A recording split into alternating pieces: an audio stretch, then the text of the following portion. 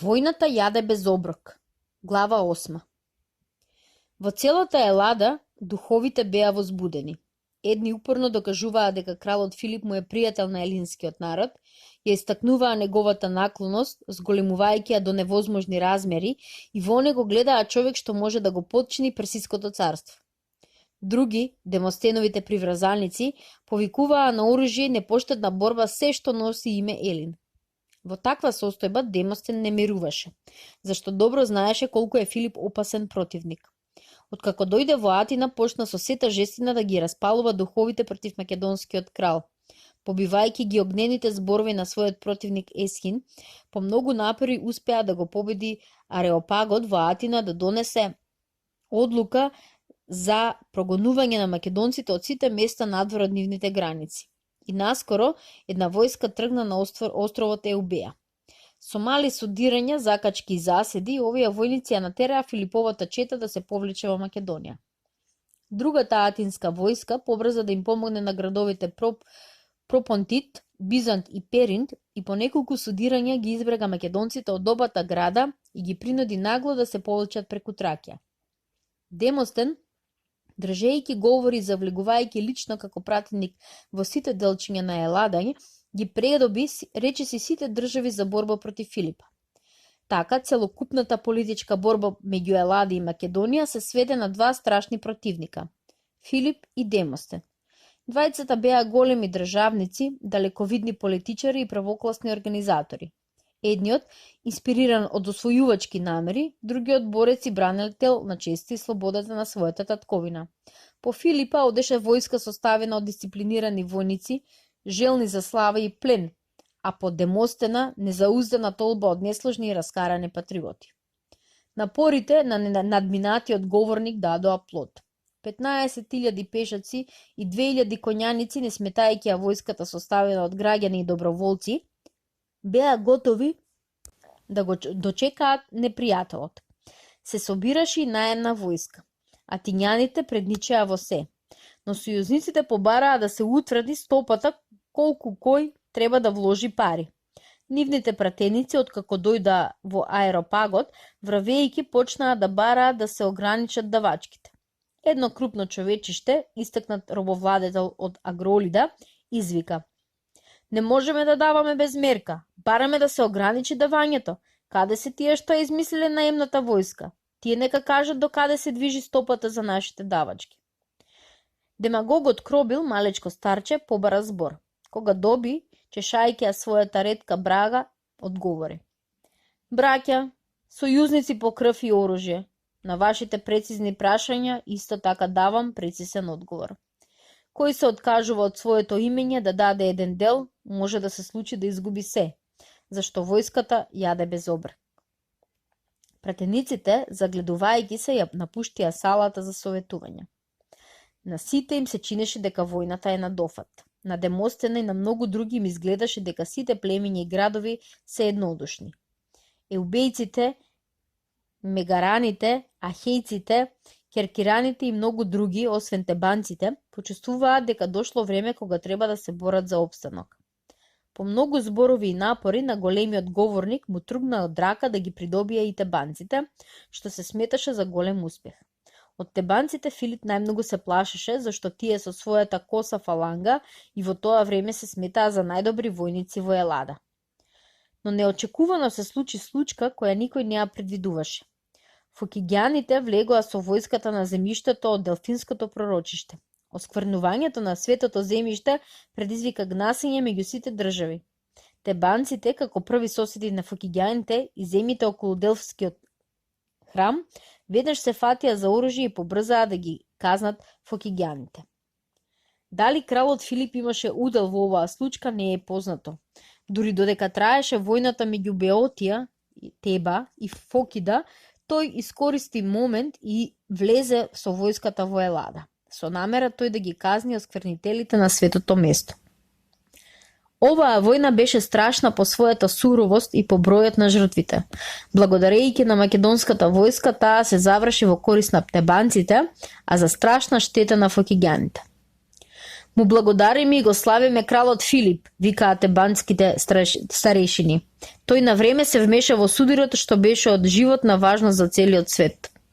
По завршување на војната Филип се зацврсти во Термополите и не размислуваше да ја напушти Елада.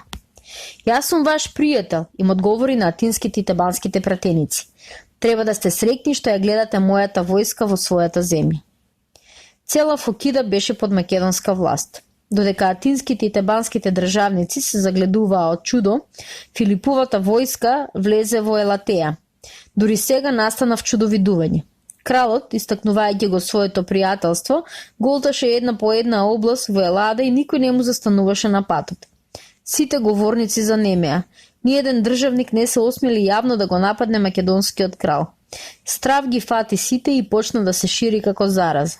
Единствено Демостен се осмели да се качи на говорница и почна громогласно да го напаѓа самонаречениот пријател.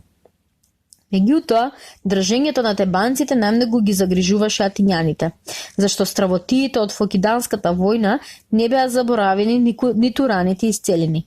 Се чинеше дека беоќаните изгубиле секаква волја за војување, но силната говорничка моќ на Демостена и во таква состојба ги раздвижи и ги распали духовите на тебанците, издигнувајќи ја честа, старата слава и слободата на Це, и тие му ги свртеа плеките на Филипа, заборавајќи на неговата услуга во Фокидската војна. Демостен ни за момент не се посомнева во моќна на елинското оружје. Неговото воодушевување премина и на другите водачи во Елада, на граѓаните и на целата војска. Сите елани со крената глава и смело ја очекуваа пресудната борба. Како што работеле некогаш Епаминонда во Теба и Перикле во Атина, Демостен ги запостави сите светилишта, пророчиста и пророштва, тврдејќи дека сето тоа служи како изговор за кукавичлак. Славниот говорник, како и неговите големи предци, почна да се управува според околностите, причините и здравиот разум. Настаните се редеа и односите се заоструваа. Решителната борба беше на дофат. А во градот Пела на Филиповиот двор, детето со руса косичка беше излегло од блуката. Проодело и растело под грижливата нега на двајцата воспитувачи Леонид и Лизимах, кралицата Олимпијада и официрите, најдобри борци и војници од гардата кралска придружба. Растеше момчето со бело лице прекриено со благо руменило, крупни очи, мечтателен поглед и со нос кој речиси во права линија се составуваше со високото чело. Растеше и другото дете, синчето на лекарот Филтон и тебанката Гликера, под име Клит, синот Дропидов. Тројцата трговски од Сирија, откако го напуштија градот Пела, удрија на исток, ја проминаа реката Аксија, го заобиколија градот Лета и не задржувајќи се до Амфипол, единствено приштавиште што го држеше кралот Филип, одејќи со 23 чувари и со 12 робови, тие имаа намера да стасаат до Абдера, пристаниште на која беа укотвени нивните 3 лаги. Трговците патем купуваа робови, плаќајќи ги скапо, зашто знаеја дека ќе ги продадат уште поскапо кога ќе стасаат во Фригија, земја во која имаше најголема побарувачка на робови во тоа време. До Амфипол одеа без секакви пречки, зголемувајќи го бројот на рабовите на 200. Во Абдера имаа околу 1000, добро чувани. Тие чекаат да се натоварат во лагите и да тргнат за Фригија. Не губејќи време, сирејците го зголемија бројот на чуварите и 43 дена подоцна тргнаа на пат. Обиколувајќи ги сатрите и сапеите, подмолните и воено-љубиви тракески племиња, тие имаа намера преку Бистомис да се спуштат во Ардеја. Откако стасаа во подножјето на Родопските планини, сиријците решија да се залогорат на брегот на реката Неста и да одморат 2 дена. Трговците добро ги хранија робовите, зашто знаеа дека од нивното здравје и телесна сила зависи цената на пазарот во Мала Азија. Лекарот Филтон и Проклес, атлетот од Теба, беа многу јаки. Лежејќи под сенката под една топола покрај реката, тие тивко разговараа. Ти се знаеш, рече атлетот. Можеш ли да кажеш кога ќе бидеме слободни? Веќе 6 недели поминаа од како носиме пранги. Знаеш, имам во Беотија во градот Платеја девојка. Таа ме чека. Треба да се оженам. Тоа е за мене многу важно. Важно, жими Бога, многу важно, се поткрена лекарот и остана седејќи на тревата. И време ти е да се жениш, а како што изгледа и е згоден момент. Само се плашам дека девојката ќе мора да причека. А кога мислиш дека ќе бидеме слободни? Човече, се подналоти Филтон, изгледа дека тебе не ти е јасно, ти сме робови, добиток, туѓа собственост. Само голема случајност може да не спаси. Проклес ја наведна главата на гради и длабоко се замисли. На планинските рамнини се слушна рикање на Елен. Високо, кон небесното синело, два орли красосуваа демнејки плен во трските на брегот на реката, каде што прелетуваа чапли и диви пајки. Неколките маски што ги влечеа колите за храна, врзани за ражништата и колцето, вознемирени од нешто, ги ширеа ноздрите и ги начулуваа ушите, трагајќи ги огламниците, не давајќи глас од себе. Робовите, испружени по тревата, тивко разговараа или спиеа грчејќи со цел глас. Нивните чувари седеа покрај огнот и печеа на ражен срна, што ја отепаа патем. Двајцата трговци од Сирија, господари на робовите, сметаа колку треба да добијат за овие и они 1000 робови во Абдера, која ќе ги однесат на пазар во Фригија. Третиот сириец отиде да ги обиколи стражарите поставени недалеку од логорот. Сонцето се спушти на запад. Од планинската коса дувкаше ветри. Над реката и баричките на брегот лежеше мала магличка. Знаеш, почна атлетот, таа девојка ги прими моите дарови и ќе се омажи за мене. Ти верувам, одговори Филтон. Незиниот татко, Ксенократ, ме смета за човек кој на стадион и во државните работи далеку ќе стасам. Ама е тој паметен старец, се изненади лекарот, како убаво ги познава луѓето и нивните способности. Да, навистина е паметен, се разборува атлетот. Минатата година сакаше да оди во Атина, каде што велат сигурно би бил избран за архонт, но не отиде. Штета, а зошто? Го болат нозите, му отекоа колената. Тебанецот се наведна речиси до увото на лекарот и таинствено продолжи. Раскажуваат во платеја дека со нозите го тепал својот татко кога бил млад. Кој, тој или татко му? Тој, па поради тоа му отекле колената. Божицата Хера го казнила. Божицата Хера, се изненади Филтон, не верувам. Таа не се занимава со такви ситни работи. Атлетот се смееше и го гледаше лекарот, не можејќи да оцени дали се шегува или зборува сериозно. Најпосле и самиот се насмеа. Така е, рече, во право си, Хера има поважни работи. Наеднаш робовите и чуварите се сепнаа. Од планинската падина дотрчаа двајца стражари викајќи со цел глас. Трибали, трибали! По стражарите трчеше третиот сириец, најстариот водич на спроводот. Чуварите, опитни војници, свикнати на напади од секаков вид, без многу метежи и врева ги поредија колите во еден ред и направија засолниште. Двајца ги одведоа маските во врбокот покрај реката. Другите зафатија место каде што ќе се борат, ги извадија од колата мечевите, копијата, секирите, лаковите и сноповите стрели. Робовите, што ги правиме со робовите? Праша еден трговец. Робовите, се почеша по главата најстариот. Ки ги изврзиме сите за едно јаже. Нема да чини, одговори третиот ставајќи го шлемот на главата. Варварите ќе ги испотепаат. Меѓутоа сите робови беа на нозе. Едни исплашени гледаа кон планинската падина од кај што требаше да се појават варварите, други очајнички викаат да им ги симнат прагните и да им дадат оружје. Трети, тресејќи се од страв, се муваа ваму таму не знаејќи што да преземат. Еден трговец извика: "Робовите, еј, чувари, отепајте ги робовите, тие ќе не нападнат од зад грд." Неколку чувари со исукани мечеви отрчаа кон купов робови. Еден од нив налета на атлетот. Тебанецот, избегнувајќи го мечот, го зграбчи со двете раце за врат и го фрли неколку чекори од себе. За момент и чуварите и робовите занемеа од чудо, зашто никој не можеше да замисли колкава е силата на атлетот. Филтон му се обрна на најстариот трговец. Мене и на тебанецот можете да не ги симнете прангите, ќе се бориме со вас. Сега ќе видиме колкава е нашата благорност што не спасивте од бесилките. Ако допуштат боговите срекно да се извлечеме од оваа борба, пак ќе бидеме ваши. Лекарот Филтон ќе го одржи својот збор.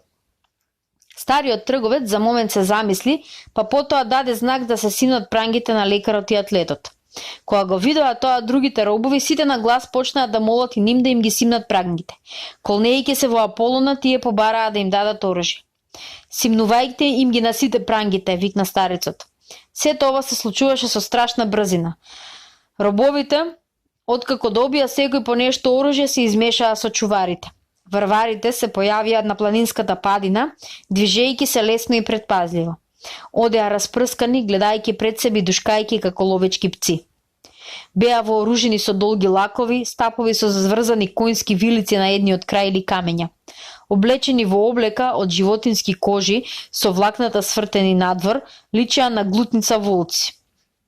Еден од нив, сигурно водач на племето, застана на 100 метри од колите, се скриза едно стебло од бука и дувна во рог. На тој звук се појавија варвари од сите страни. Нивните четкасти бради и долги коси, завиткани во јазол на врвот на главата, ја одбележуваа суровоста и дивјаштото. Со својата појава и бројот предизвикаа страв меѓу чуварите, робовите и сириците. Скривајќи се со тркалестите штитови исплетени од дебели праќе, варварите тргнаа во напад. Лаковите, изстрелите враце и добро гаѓете, викна стариот сириец. Околу 30 лакови веднаш се кренаа. Кога се приближија трибалите, фркнаа тетивите, но малку штета им нанесеа на напаѓачите. Стрелите се одбија од нивните облики од нештавена кожа. Варварите, сигурни во својата сила и бројна надмокност, не пуштија ни една стрела. Кога се приближија на 50 метра, се втурнаа како глутница диви зверови, сметајќи дека со своето множество ќе го изгазат непријателот. Атлетот од Теба му го фрли на еден роб своето копје и извлече руда од колата.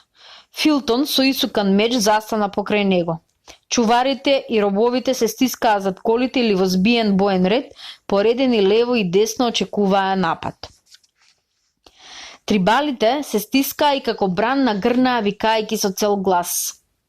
Првиот ред, притискан одназад, налета на колите. На него се истурија копија, стрели, мечеви и стапови. Како леса попаднаа варварите. Другите, трчајќи преку нивните лешеви, вртеа со стапови и боздогани, не можејќи да ги досегнат тие зад колите. Борбените редови на бранителите водеа жестока борба десно и лево од колите. Робовите и нивните чувари, не давајќи ни еден глас од себе, јуначки се тепаа. Атлетот Проклес, мавтајќи со рудата, удираше по групата варвари, соборувајќи ги како леса. Притискани одназад, не можејќи да отстапат, трибалите ужаснати трчаа десно и лево. Тебанецот почна да ги брка вратејќи со рудата. По него, како разјарени пци, се втурнаа робовите и чуварите. Стискајќи се и пречејќи се еден на друг, варварите почнаа да се тепаат меѓу себе. Собрани во куп, сопнувајќи се од своите мртви, одвеј се разредија. Тебанецот, рикајќи како бивол, трчаше отварајќи премин за себе и за тие што одеа по него. Боговите нека се смилуваат на нас, викаше стариот трговец од една кола. Ово е Херакле. Удрете, не давете да го сосипат со стрели и камења. Навистина варварите почнаа оддалеку да пуштаат стрели и да фрлаат камења. Нивниот водеч собра околу себе 30 на борци. Сите тие се собраа во група и се стрчаа на атлетот вртејќи со дебели стапови. Проклес замавна со рудата и ја фрли во групата. Варварите вреснаа. Половината попаднаа, другите се разбегаа секој на своја страна. На левата страна од колите притисокот на варварите беше страшен. Тука се бореше лекарот Филтон. Една група од 8 робови вооружени со копја му ги штитеше страните, а десно и лево од нив се бореа другите. На тоа место напаѓаа околу 100 трибали. Откако видеа дека се посилни, јуришаа како улави. На десната страна, двајцата трговци од Сирија, откако им ги зедоа штитовите на варварите, се тепаа како да се решени да умрат. 15 стрелци, поредени зад колите, толчејќи го непријателот одблиску, сеја пустош меѓу варварите. Но гинеа и бранителите. Околу 20 чувари и преку 50 робови паднаа во борбата.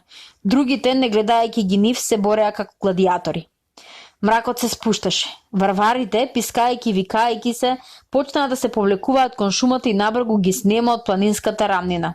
150 варвари беа мртви. Ранети немаше многу на борилиштето, зашто некои се одвлекоа со своите, а другите се на се 9 чуварите ги сподупија со копја. Филтон веднаш се прифати за работа и почна да ги превива ранетите. Робовите му носеа студена вода од реката, а лекарот непрестојно ги миеше ранети на многумина и им ги ублажуваше болките. Потоа собра билки и стави веднаш лонец на оган, па почна да приготвува лекови. За тоа време прокле Стебанецот и 3 момчиња робови, Пинтија, Никанор и Калес, сите вооружени со лакови стрели и мечови, успеа на планинската рамнина да го посматраат непријателот. Но колку што можеа да видат и чујат, од трибалите немаше ни трага. Стариот трговец од Сирија постави стражари на најистакнатите места, потоа почна да се советува со Филтона и човарите. Треба да се реши, рече, дали ќе преноќиме овде или веднаш ќе тргнеме кон Абдера. Постои и трета можност, рече еден од човарите, да се вратиме кон Амфипол. Дали можеме со толку ранети понатаму? Ги има преку 20, додаде стариот. Варварите пак ќе не нападнат, рече лекарот. Нашиот број многу се смали, а тие ќе добијат засилување. Ако останеме овде, не ни гине пропаст. Треба веднаш да тргнеме. Кон Абдера или Амфипол се едно е, додаде старецот, во прашање е животот. Мракот се спушташе по планинската падина, но реката и незините брегови.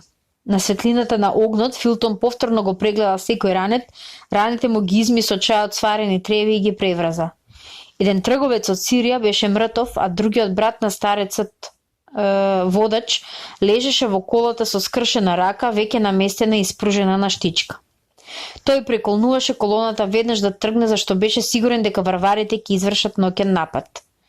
Тогаш тргнуваме веднаш, викна старецот, па им се обрна на робовите. Сите сте слободни, можете да одите кој кај сака, но најнапред да се извлечеме од опасноста. Лицето на стариот светеше кон светлината на огинот и сите на него видеа благост. Се боревме, рече, како другари еднакви и рамноправни. Како другари ќе одеме кон Амфипол и потек ќе се разделиме. Секој од нас ќе добие по 2 златника. Тоа ќе му биде доста за да почне живот во слобода. Ако дозволат боговите, срекно да се вратиме. Момчињата Пинтија, Калес и Никанор стоја покрај Филтона и сите тројца плачеа од возбуда. Тие биле робови од како се родиле, израснале заедно, кај еден господар во Беотија и биле блиски еден на друг како вистински браќа.